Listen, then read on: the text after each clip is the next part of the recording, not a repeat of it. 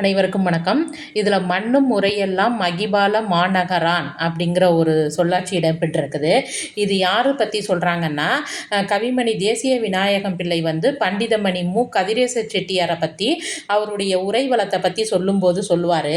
ஒரு பாடல் பற்றி பாருங்கள். அந்த ஒரு பாடலில் சொல்லுவாங்க, வாசகமெல்லாம் மணி வாசகமாமோ, காசெல்லாம் காணும் காசாமோ, பேசுலகில் மண்ணுரையெல்லாம் மகிபால மாநகரான் சொன்ன உரைக்கு ஈடாகுமோ சொல்.